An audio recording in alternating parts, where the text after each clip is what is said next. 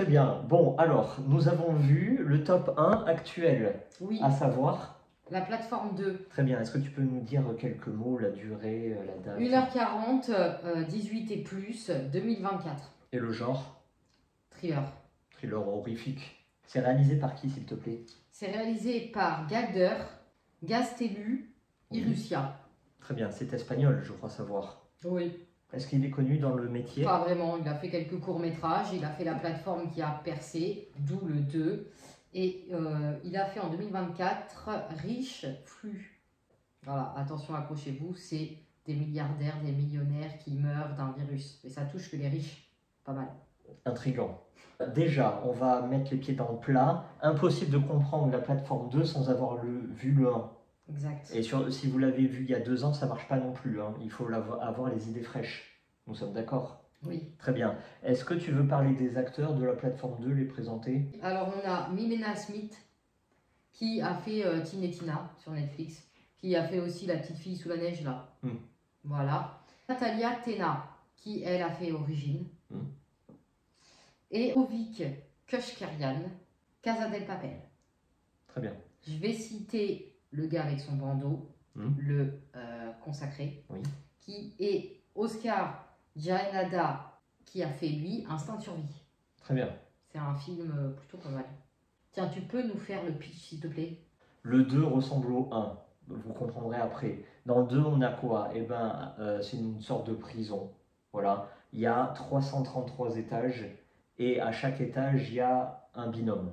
Au milieu, il y a un trou à travers lequel passe une plateforme chargée de nourriture. Dans le 2, en fait, chacun puise son plat préféré chaque jour. Donc il y en a un, par exemple, c'est une pizza. Tous les jours, il aura sa pizza. Sauf que vous avez bien compris, ça part du niveau 0 et ça descend. Si tout le monde suit les règles, chacun mange uniquement ce qu'il a commandé et ce dont il a besoin, mais il y a des esprits un peu chagrins, voilà, un peu trop égoïstes, qui puisent chez les autres. Voilà. Donc dans le 2, eux, ils sont sévèrement punis. Je pense que j'ai été clair, non? Oui. Est-ce que tu veux aborder les ressentis maintenant et on spoil après? De toute façon, ça va être explication égale spoil. Oui, non mais Dans tous les cas. ton ressenti, parce qu'il a été vraiment fracassé dans tous les côtés. Personne n'a aimé.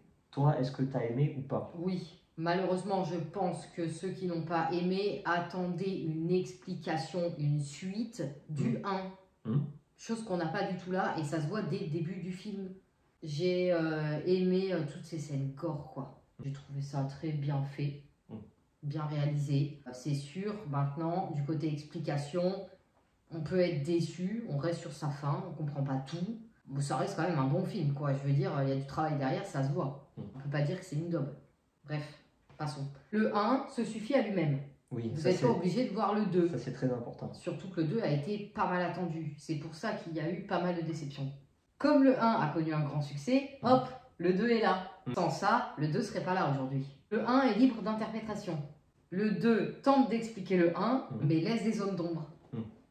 Dans le 1, même le réalisateur n'apporte pas d'explication concrète. Même lui, il sait pas en fait. Donc dans le 2, qui n'était pas censé exister, il n'y aura pas non plus d'explication concrète. L'explication est dans la partie spoil, qu'on va faire tout de suite après. D'un point de vue ressenti, moi j'ai bien aimé, mais j'ai pas compris ceux qui ont aimé le 1, mais qui n'ont pas aimé le 2. J'ai pas compris, parce que c'est les mêmes, en fait. c'est exactement le même décor, le même schéma, les mêmes explications, la même atmosphère. Aussi angoissant que le 1. Donc si vous avez aimé le 1, ben regardez le 2. Non mais je te dis, il voulait des explications. Surtout avec la fin du 1, la gamine. Ah, bon, alors, niveau explication, on va rentrer dans le sujet. Allez, je te laisse parler, on t'écoute. Il faut bien comprendre une chose, et tu m'arrêtes si j'ai tort. Hein. Bon, là, évidemment, c'est notre interprétation. Ah voilà. Bah oui. Vous allez peut-être être d'accord ou non avec nous, commenter si c'est le cas, mais nous, ça tient la route. Le réalisateur a voulu montrer quoi? Par Don Quichotte dans le premier, le livre, et aussi par la peinture du chien. Voilà. Le message de ce film, c'est exposer la déshumanisation de la société. En gros, chacun vit pour soi, chacun est égoïste, Donc chacun bouffe comme tout ce qu'il entend sans penser aux autres. 2 explications.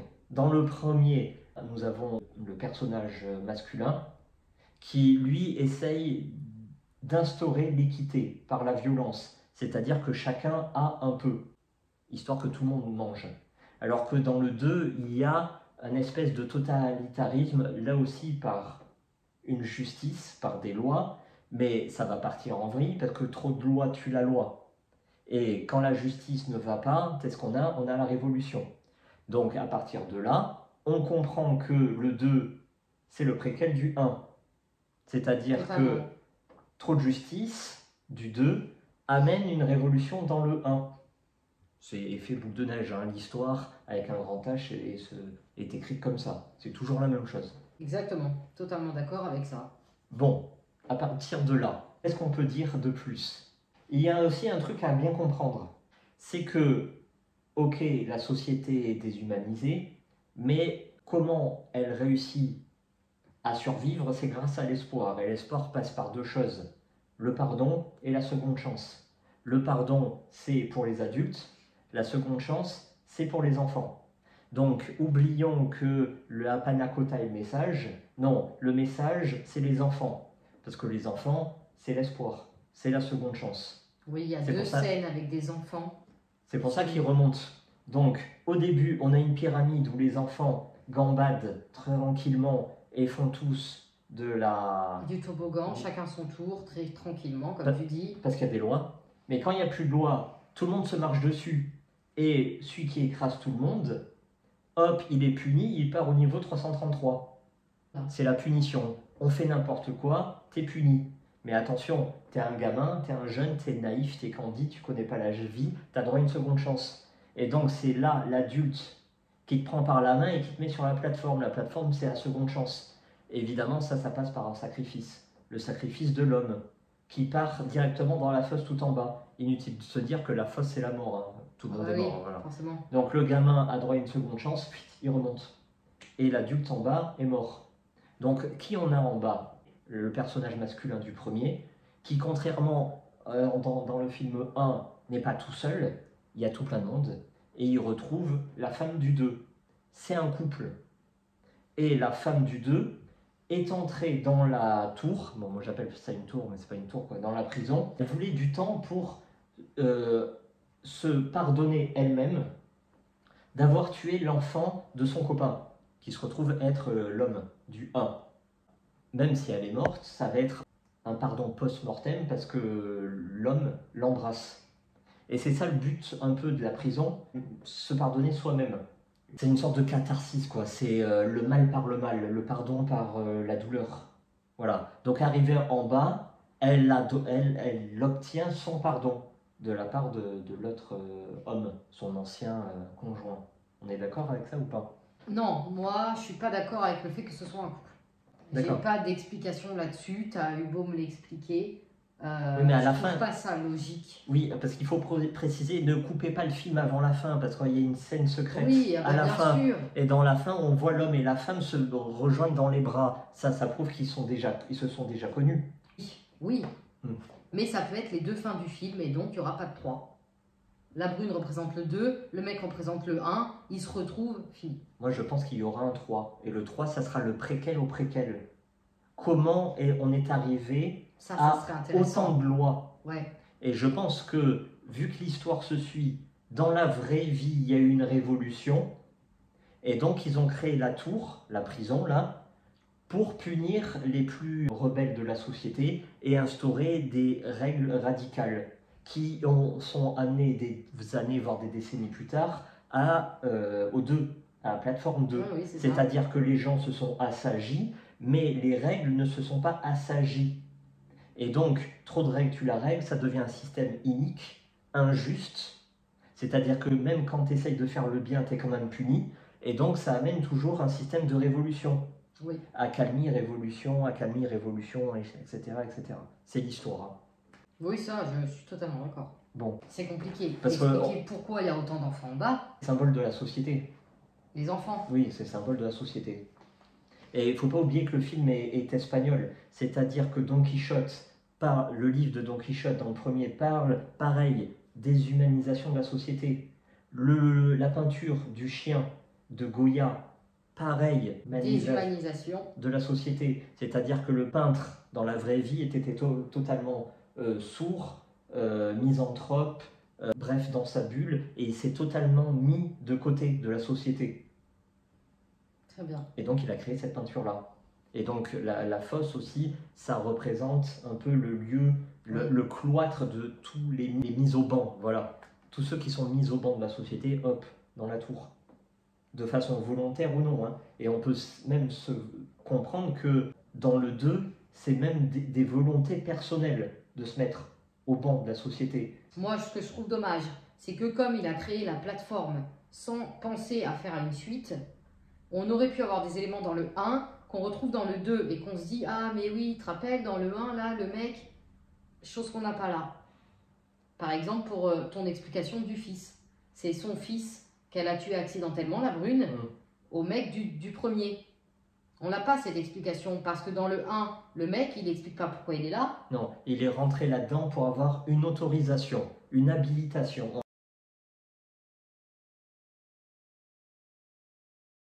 Moi, je pense qu'il est rentré dans le 1 parce qu'en fait, il avait perdu son gosse et sa conjointe.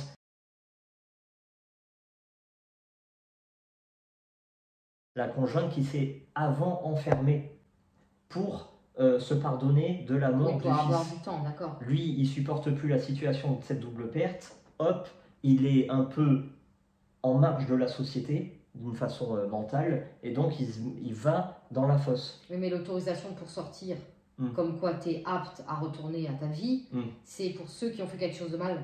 Ah mais moi je pense que c'est même pas une habilitation pour sortir. Hein. Il y a un doute, justement, dans le 1, comme tu dis. Ils n'ont pas fait le 1 pour avoir un 2, donc zone d'ombre. C'est ça qui manque en fait. Il aurait fallu prévoir une suite, chose qu'ils n'ont pas prévue du tout. Donc c'est totalement normal qu'on reste avec des questions. Oui. Maintenant, c'est pas très grave. Hein. Oui, c'est le réalisateur lui-même qui dit bon, voilà, c'est une œuvre de fiction. Idées, quoi. Oui, calmons-nous. Hein, voilà, ça va pas arriver demain. Hein, C'est du 1 a été totalement inattendu pour tout le monde en fait. Okay. Personne s'attendait à ce que ça pète comme ça, quoi. D'accord, si ça arrive demain, moi, mon plat, ça sera des moules. N'y touchez pas, s'il vous plaît.